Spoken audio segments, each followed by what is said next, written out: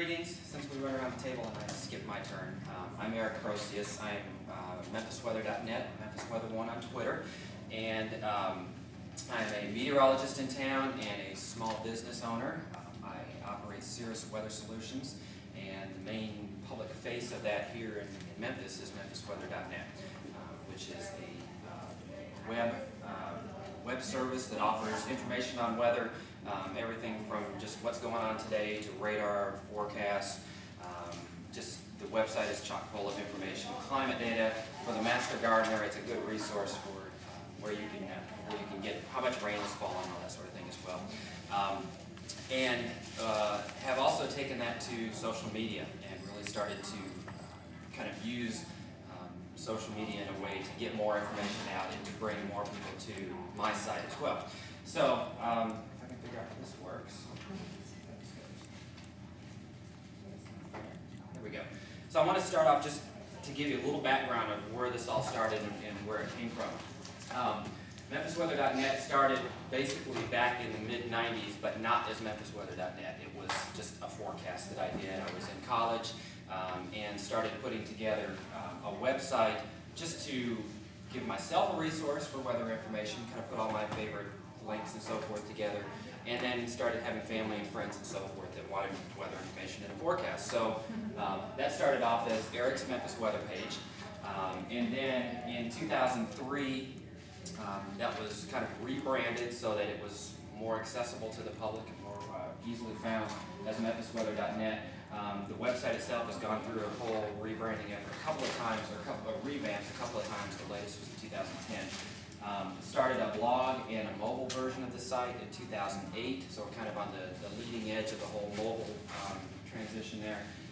And then in early 2009, started Facebook and Twitter accounts, and about a year later also added several more Twitter accounts that are automated feeds of severe weather information that are just totally automated. I don't maintain those manually. They just take severe weather warnings and so forth and put them out on Twitter. And those are for all of the metro counties. So if you live in Shelby County, you can follow Shelby Alerts, and you'll get automated feed as soon as a severe weather warning is issued. It goes straight out to Twitter. You can mobile follow it, and you've got basically a way to get severe weather information through Twitter right on your phone. And that's worked out really well. The software I used to drive that is very robust, and it does a really, really good job. And then last spring, right about the time we were getting all kinds of severe weather around here, rolled into the mobile app world, and now I've got apps for both Android and iPhone as well, so you can find them pretty much anywhere.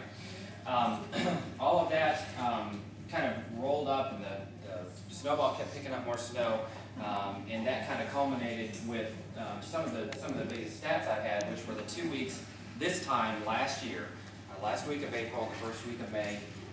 When the website itself got 18,000 visitors and about 66,000 page views in that 2-week period. So you get, in my world, you get these spikes and level outs, where the weather's good and so everything's just kind of status quo, and then there's a severe weather event and the numbers shoot through the roof, and then it kind of levels out at a new plateau. And so it's been kind of dull this year, and I'm really kind of hoping for some more followers by driving some severe weather here. No. But that is where my followers come from. So, as far as our social media background, started that in 2009 again as Memphis Weather 1. Tried to use a handle that was easily recognizable, that people could really catch on to, know exactly what they were going to follow. If I put it as Eric Procius, they wouldn't know it was a weather feed unless they really knew somebody or knew me to be able to do that. So, kind of a generic feed there. And it started slow, but has gradually gained momentum, and through the last year or so, that's really has made reference here to the snowball picking up more snow, and that was snow events that really kicked that off. Last year, in early 2011, we had a pretty good snowfall. Then we had the severe weather. We had another snow after that, more severe weather, and it really just, it snowballed literally. And so now I'm up between my Facebook account, fan page, my Twitter page, and the automated feeds that I've got. My followers are now over 10,000, and that's happened in about 2 years. All of that led me to a point where I've got a regular job as well that's in weather, and I couldn't possibly do all of this. And we'll talk about it in a few minutes about kind of how I handle severe weather, but I brought on someone else to assist me. I have a social media intern that helps me out, especially during these severe weather events. He does some blogging as well. He is a University of Memphis student who will be going to Mississippi State this fall to get a graduate degree in meteorology. So he's worked at the Weather Service. He's very up on weather, and I have been able to train him on the way that I have done severe weather, so that basically whenever we have to swap off, it's one feed that looks and feels the same no matter who's manning that feed, and he's got the knowledge to go with it too. So that's kind of how that background works. So why do I use social media? Lots of different reasons, and this has kind of evolved through time. I am no expert on social media, but I have found some things that work for me, and that's really what I want to let you know today. Is this is not the end-all, be-all, but it's kind of, you know, the way the things that work for me. Connecting to the community, building relationships, two-way communication. A lot of people will, you know, send me a mention or send me a Facebook message looking for information on the weather because they know that it's, you know, that I can reply back quickly and I have this conversation with them, and it just kind of builds the trust between the brand that I maintain and the public. So it's all part of connecting with the community, and that's nothing new to any of you who are on Twitter and Facebook. Information gathering. So you also use this to be able to gather information myself. So I'm following a lot of different weather people across the United States. Most of the local folks, meteorologists that are on Twitter or Facebook, I'm following just to be able to kind of pull all this information together. Follow, you know, the national centers, the National Weather Service, NOAA, all of the other national feeds that have weather information. I pull that in also so that I can use that to retweet it and get out general information that's of interest that I don't have time to sit down and be a scientist and figure all this out. I can just pass that information on. Gathering feedback on some of the products and services we offer. So things like the mobile apps, some of the, you know, the radar questions that come up or questions about the forecast. I can get feedback from people on what they like and what they don't like, and that comes in without me having to ask, because people will tell you what they think of what you're doing, and that's what, good or bad, either way. So I generally don't have to ask for that information. And then also, it's a great way to lift your brand and promote your product as well. And I do my best to not make this just a buy this, buy that, but I do use it to promote the things that I do. And I think that's you know, especially as you build more followers, the more that you can let people know what you offer, the more that they'll tell the other people that they know if they like your products and so forth. They'll tell others, and that just kind of builds. So I use that also for cross-posting. For instance, if I'm going to talk about where a storm is, I don't have to show a link to Channel 5's radar. I've got my own radar on my website that I can put into the post, so when they go to link to something, it's also a product of mine. So that's how the website kind of wraps all into the whole thing. And then for the public, they're looking for trusted and reliable sources of information. And part of that is just following people who you have gotten an idea of what they tweet or what they put on Facebook and know, you know, kind of the information they provide, that they're there when the time comes to need that information. And part of that is just a matter of them, you know, starting to kind of build that trust in you over time. It takes time, and it's very easy to lose that, as we all know. In my case, if a big severe weather event were to roll through Memphis and there was not one tweet from Memphis Weather 1, I take a hit on something like that. So it's you know, through you know, steady and reliable information that continues to build. So how do I use social media? Cross-posting. So Facebook and Twitter are where most of my information goes out, but I have a blog and usually have at least 1 or 2 blog posts a week.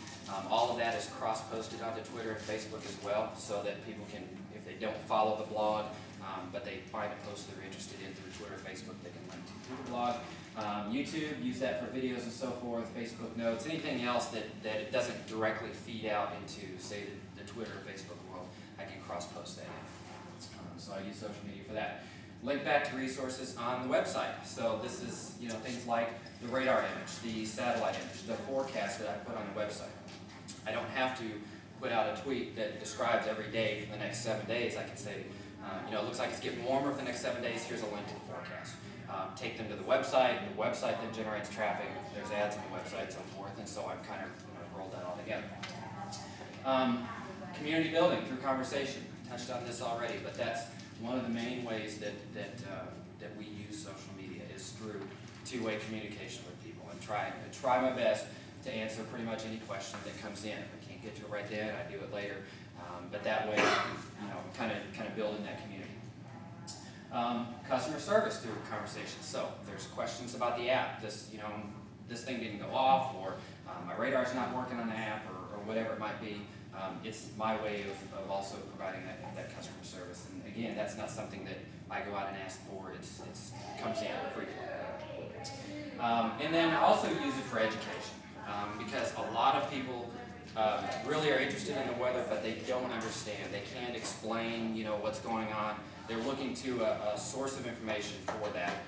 So I'll use the opportunity on social media or in blog posts to kind of explain a concept of what's going on with the weather. This is why we're getting all this rain. This is why the temperature dropped 25 degrees in the last hour. So I can use that to kind of educate people on basic concepts, because a lot of people are kind of interested in why things work the way they do. And geography also, and I have to be real careful about that, because I was a geography major and I know maps and I know where things are, but a lot of people don't. If they know what county they're in, I'm lucky for that. They certainly don't know it's in Southwest Tennessee. So when I say there's storms in North Mississippi and Southwest Tennessee, the first question that comes back is, what does that affect Munford? Does that affect Bartlett? Whatever.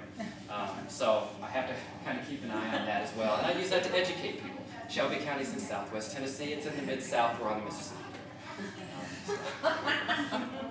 And then I also use social media to share other weather information, even some non-weather related information.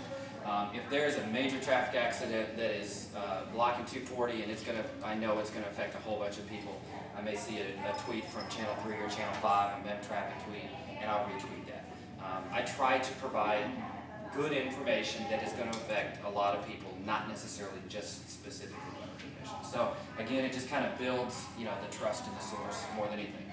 You're not going to be able to come to me for all traffic information, but if there's something major, I'll pass that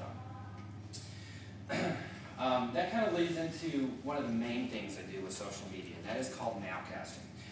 And this is really where my social media intern that I hired, the reason for that is to be able to help with things like this.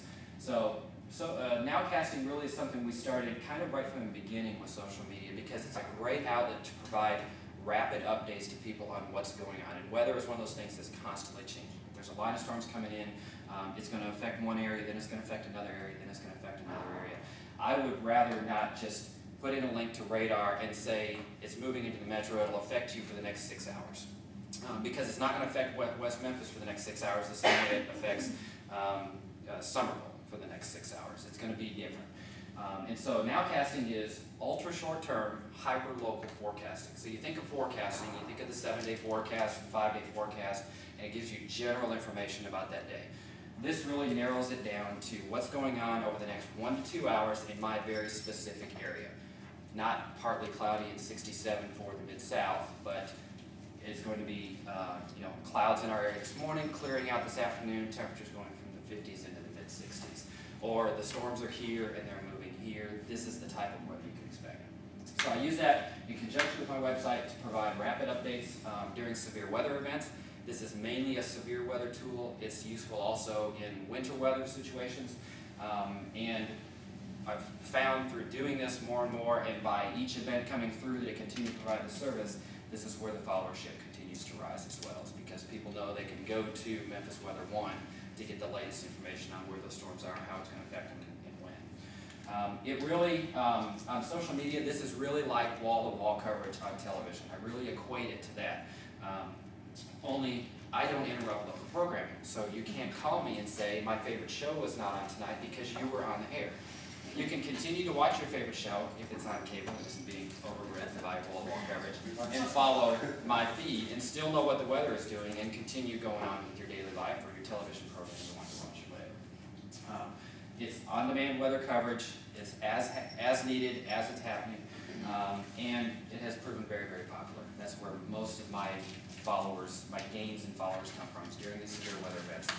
When people are looking for a source and people start RTing me and so forth, and then their friends see it and they come back to it. So, and I've gotten really great feedback on it. I can't, especially in very long duration severe weather events, I found out last April, I can't go for 36 hours straight tweeting and not sleep. And so the value of my tweets drops with each passing hour. So that's why I brought on the intern to help me out with that, and so we can split coverage. I can go out if I've got something planned with the family that evening and it's just a general thunderstorm event. I've got somebody else who can, I can rely on to back me up on that. In severe weather cases where things really start going kind of really strong, or we have a lot of reports of severe weather and so forth, we will tag team. We'll both be doing social media at the same time. We've done that in different ways as well. That's how we use it. So Facebook and Twitter are the main social media platforms we use. Quick posts on Facebook and Twitter, weather updates, the nowcasting, links, cross posts. All of this is done through Facebook and Twitter. Use YouTube and Flickr, obviously, for photos and videos, and then cross post that in. The blog will do forecast discussions, which is generally, this is what the weather's going to be for the next 3 or 4 days. This is why, cold front coming in on this day, and so the temperatures are going to drop. We can expect storms. So kind of a general discussion of the weather. Use the blog also for event recaps and summaries. So after a severe weather event is moved through, this is kind of what happened. This is where we got severe weather. This is kind of a summary of the event. Links to the website and other social media feeds as well through the blog. Some of this is a little bit of a rehash, but why most people think of social media from a personal perspective. Why should somebody that's in the weather field even use social media? One of the things is the immediacy of getting the information out. Twitter especially is a great way. This is an example from when the Arlington, Virginia earthquake hit.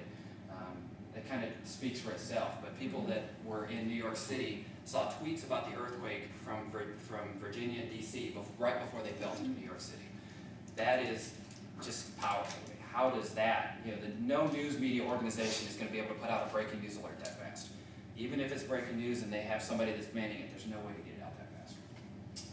Another one, just saw a couple of weeks ago. Most of you know Jim Cantori, I follow him. Great guy to follow for Weather Channel information. This is information about reports of major structural damage that was going on at the time. And it got retweeted, and so this is the kind of information that, if something like that were to happen in Memphis, that information will get out a whole lot faster than a news crew getting out with a truck and a camera to a source of wherever that devastation is happening, whatever. Aggregation, way to bring community together, way to bring all the posts together, be able to monitor a continuous stream of information and send back out or retweet anything that's pertinent. Feedback, I talked about that. It's a great way to get feedback on what we're doing. Ground truth, instantly, and I'm going to touch on that here in just a minute again, but for those that are in the weather business, using radar and putting out severe weather watches and warnings, all of that is done typically without having someone on the ground telling them what's actually going on. If you know a little bit about radar, the radar cannot tell you what is going on the ground. It shoots out into the sky.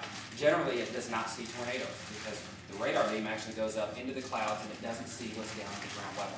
The only way to know that the tornado is on the ground without a doubt is to have someone that's out there say, I see the tornado on the ground. And in the past, that's been done through a phone call, ham radio, that sort of thing. Now we have social media, and it's faster than a phone call to the weather service to be able to report a tornado on the ground. So that has kind of led into a new program that I'm involved with that I actually helped start here in Memphis, which is the M-Spotter program. It is tied in directly with the National Weather Service with their storm spotting program, so people that have learned how to be storm spotters, and now this is kind of moving out into people that haven't necessarily been trained, they can get that information on what's going on the ground. I filter that, and I have a direct link to the Weather Service, so as soon as they send it to me, I've got a chat session open with the Weather Service. I send it directly to them, and it verifies their warnings as the warnings are being issued. So let's talk a little bit about hashtags. Most of you are familiar with this, but hashtags are keywords or search terms that are tagged with the pound sign. They're extremely important for effective sharing. The best way to get information out in a crisis and create unity in a community. is to use these hashtags. Community journalism, it brings people in that aren't journalists, and they kind of become their own little journalists. Carrie knows about this, talking at length on this. But it does bring people into kind of the reporting of what's going on. Community building, we've spoken on that. It's kind of like a virtual bulletin board by using a hashtag. You've got a way where everybody can kind of come together to get the information. And as we've seen with a couple of the sample tweets, it's faster than any news report that'll get out there. So some of the hashtags that are in use around here, WX Report was actually one that was initiated by the National Weather Service, kind of at the advent of Twitter. It doesn't get a lot of play, and it doesn't get a lot of use, I think mainly because they just haven't promoted it real well. But it's one way to send in weather reports that are monitored by the Weather Service, where you can tag it with #WX Report, and it'll get to the Weather Service. I don't know how fast they're monitoring that, and if it's more of after the fact that they get the information, but that's one that's out there. There are state-specific hashtags. WX is weather, and so this is Tennessee weather, Mississippi weather, Arkansas weather. So when I put out something that's general information for the Memphis area, I frequently will hit it with T and WX, so that those that are monitoring across the state kind of can see what's going on as well. Memstorm, we'll talk about that more, but that's more of a local severe weather tag that came about in the last year or so. Memflood was an offshoot of Memstorm, and that came about with the flooding on the Mississippi River we had last year. Memheat was after Memflood. It just keeps going. It just keeps going. You all remember the 107-degree day or so that we had last summer? That was the tag again. Memsnow, but not this year. Let's talk about Memstorm just a little bit. This was originated back last year, right before we got the tornadoes in April, by a couple of folks, Aaron Prather and help me, Carrie, Rachel Smith, at Ignite Memphis. And they proposed this to basically be a single source of information for weather information, specifically storms and severe weather. It has now become synonymous with severe weather, any type of severe weather, or even non-severe weather. It's kind of my position that Memstorm has become very diluted. If you go through, and we'll look at a couple examples, but if you go through and look at a Memstorm search, you're going to find a lot of stuff that doesn't relate specifically to severe weather. You had a dialogue with somebody about that too, no? Yeah. Last year, February 24th, 2011, this was the first night that it was used. 700 tweets on the first night. That was a night that we had severe weather. It was a little early. It was late in February, but not totally unusual for Memphis. April 27th, you guys remember, this is 2 days from now, 1 year ago. This was when Smithville, Mississippi, Tuscaloosa, right after Joplin. 2,000 tweets under Memstorm reached 200,000 Twitter accounts with 1.4 million impressions. Amazing statistics and how fast that grew in 2 months. Here's a couple of examples I've pulled from what people are using Memstorm for. Up here, first big thunder in Cordova, still plenty of wind and rain. Kind of a general, this is not a meteorologist, somebody observing the weather and caught on the tag.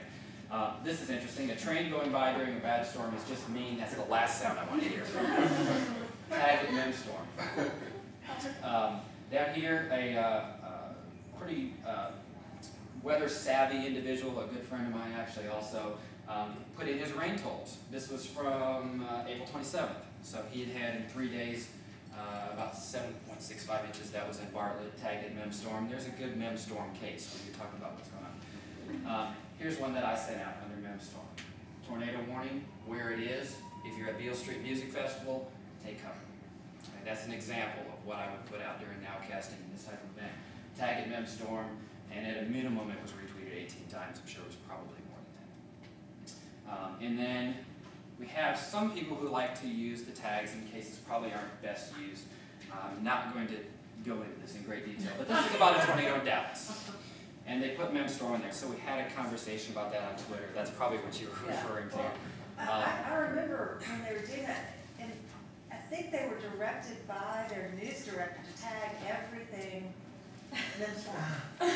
They still are. That's when you have to wonder Yeah. about the news director, and somebody needs to stand up and Exactly, say, what is the reasoning behind this? Yeah, and that was that the kind of reason stuff I is was given, crazy. well, my boss told me I had to do it, and I was like, but it's not appropriate because I know.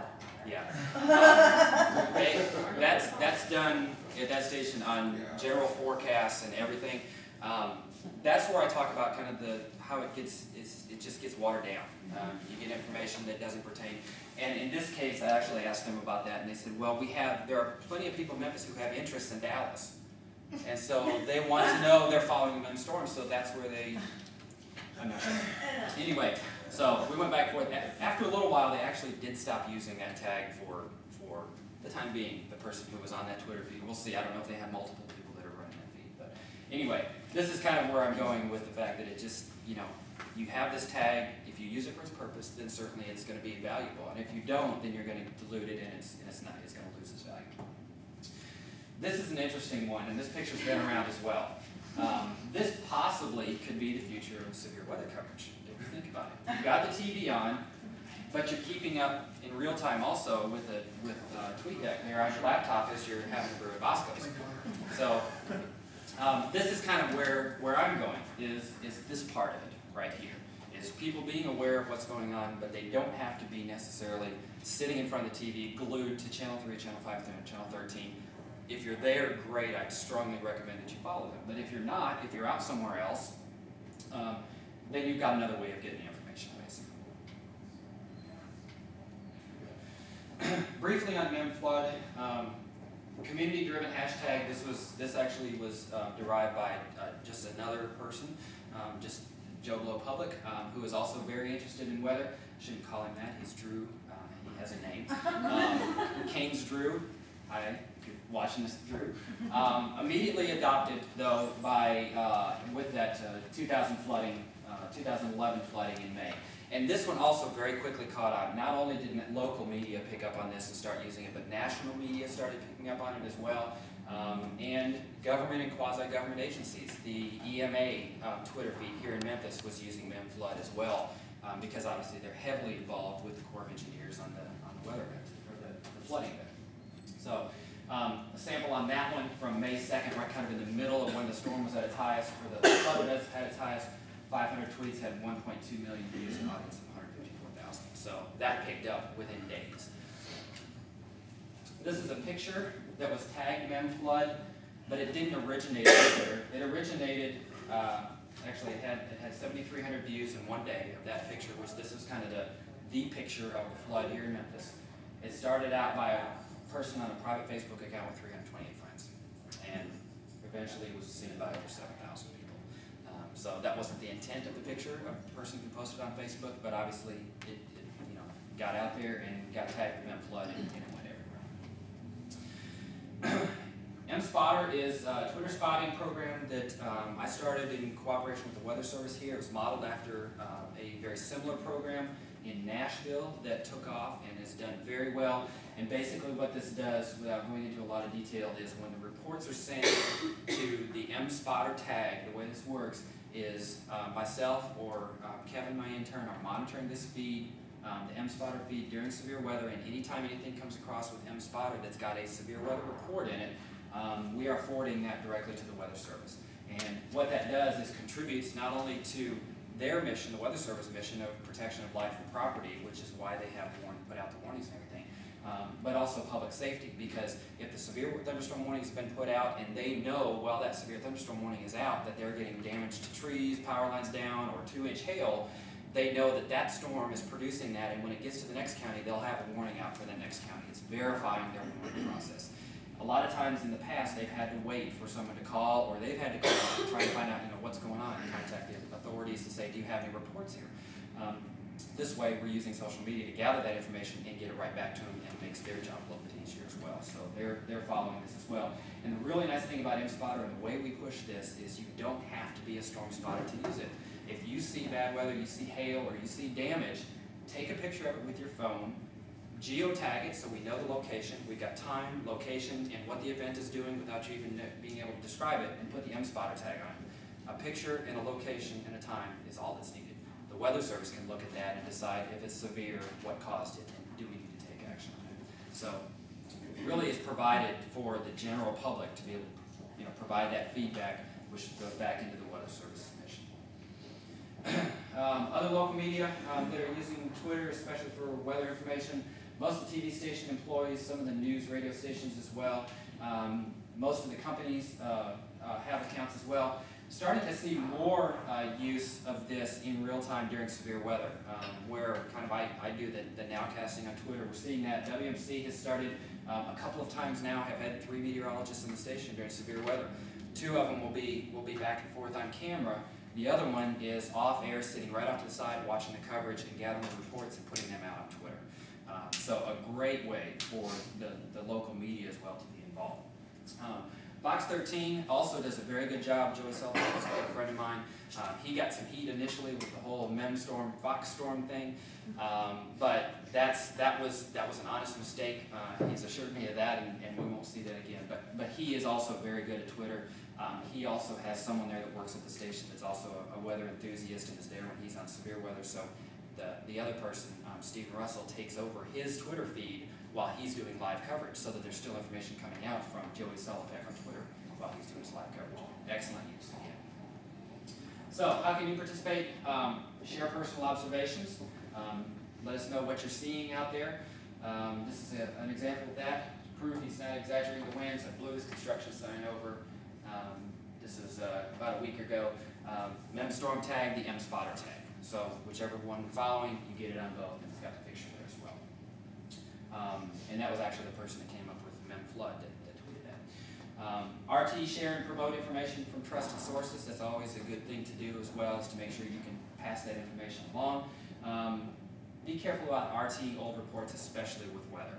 Weather changes very, very rapidly. If you're RTing something that's an hour old, it's not pertinent. It's old information. It doesn't need to be out there. And this is an example of someone from the National Weather Service in Norman, Oklahoma, said people are still blindly retweeting tornado reports from hours ago. This is confusing. If the original doesn't have a timestamp, add one. It's good information. If you're going to RT it and you know when it was sent, drop a timestamp on there so as it gets RT down the line, you know, oh, that's an hour old. Check your sources. If you don't know, don't share. If you're not sure where it's coming from, there's so many people that, especially in my field with weather, that are just sending information out there that are general public, and if you're not sure about where it's coming from, or you can't validate the source, be careful with it. Here's a good example. That's not a hailstorm. It was found in Kansas City after the tornadoes 10 days ago, and it was somebody that had filled up a water balloon and frozen it, dropped it in front of their, and whoever it was that was in their yard thought that there was hail there.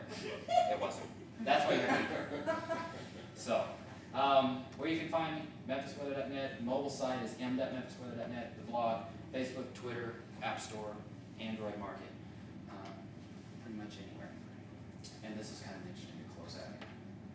It says, so you're saying people will tweet what they're eating for breakfast and upload pictures of their breakfast to Facebook, and others will look at the breakfast and make comments. No offense, future man, but is everyone in your time retarded? So that's the future is now. This is what people are doing.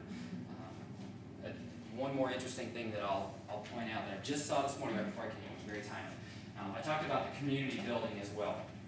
There was a tornado that went through Woodward, Oklahoma, killed 6 people on the 15th of this month. It was part of the storms that went through Kansas City and Wichita. That tornado went through. They were denied federal aid for, I'm not sure what reason, but they aren't getting federal aid for disaster assistance. But a Facebook page was put up that is maintained by some people in the community, I believe, and they're using that, similar to the Mem Food Cause, to connect families, to put information out. Initially, it was used to help find loved ones in some cases. It's now being used to gather volunteers, to pull resources together, to hook people up with resources. I need plywood or whatever it might be, and people are following that, and they can chime right in and say, I know we can get that. And they're planning to use it also for future fundraising, because they aren't getting federal government assistance on that. So they're going to also use it for that. So great way to use social media in a crisis type of situation where you can gather people quickly together and meet people's needs. Does anybody have any Questions? Comments? Have you seen anybody else in any other city like have a hashtag like this, like sort of like a Chicago storm or a? Yeah, a lot of the major metros have some sort of variation on it. The ones that are most widely used are the state ones, the TNWX, the ARWX, those are used very widely. But some cities also have them. Nashville has the M-Spotter program, they call it T-Spotter there, for Tennessee Spotter, but they're the ones that started that program, and so that is in use there in the Nashville area for reports, weather reports as well. Kind of where I modeled this Memphis one after. Yeah, and the other, this is the only market that I'm aware of, where it was a grassroots. I mean, it was not, usually it's initiated by the newspaper or the television station, but it sort of happened in reverse here, partly because we have people like Eric who sound more like digital journalists maybe than some of the media folks that you might talk to. I mean, in terms of the engagement and the hyperlocal and the stuff he's trying to do using social media, I think kind of an interesting market. Thank you. Thank you for inviting me. Thank you for inviting me to come.